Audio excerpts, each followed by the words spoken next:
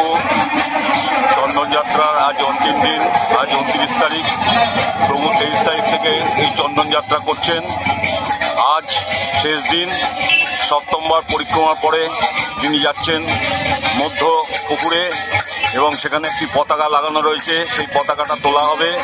তারপরে প্রভু আসবেন, তিনি পালকিতে চড়ে নিজ গৃহে যাবেন। প্রভুর কাছে একটাই প্রার্থনা, প্রভু তুমি ভালো থেকো এবং সকলকে ভালো রেখো। জগন্নাথ প্রভুর কৃপা সকলের উপর বর্ষিত হোক। জগন্নাথ স্বামী নয়নপথগামী ভব তুমি।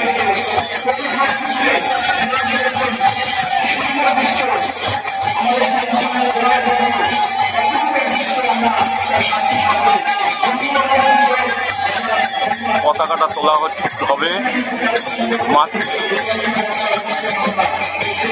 এই চন্দন পুকুরের মাছ মধ্যিখানে যে পতাকা লাগানো হয়েছিল প্রথম দিন, সেই পতাকা তোলা হবে। সেই পতাকা তোলার পরে প্রভু আসবেন এবং তিনি পালকিতে করে নিজ গৃহে যাবেন। জগন্নাথ স্বামী নয়নপথগামী ভব তুমি। হে জগন্নাথ প্রভু, সকলের মঙ্গল করো, সকলকে ভালো রেখো।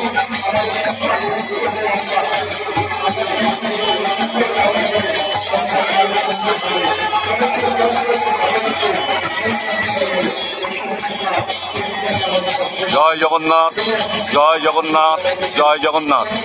জগন্নাথ স্বামী নয়নপথগামী ভব তুমি।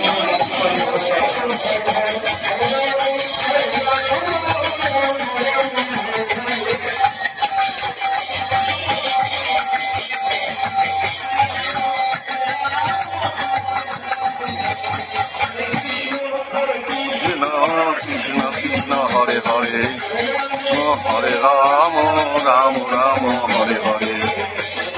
হরে কৃষ্ণ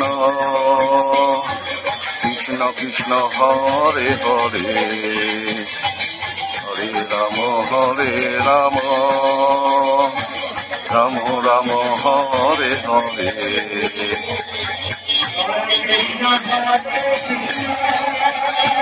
একটু উলুধ্বনি দেন মায়েরা, একটু উলুধ্বনি দেন, উলুধ্বনি দেন, শঙ্করধ্বনি দেন।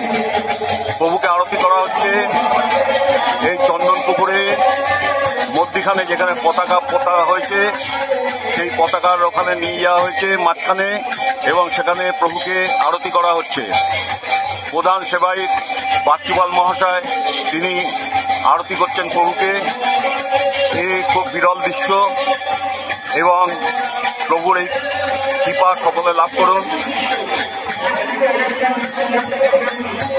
জগন্নাথ স্বামী নয়নপথগামী ভব তুমি।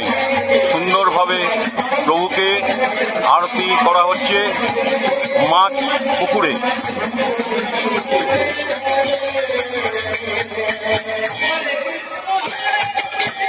প্রভু আসবেন এবারে এবং তিনি এসে তিনি নৌকা যাত্রা শেষ করে তিনি নিজের গৃহে যাবেন এবং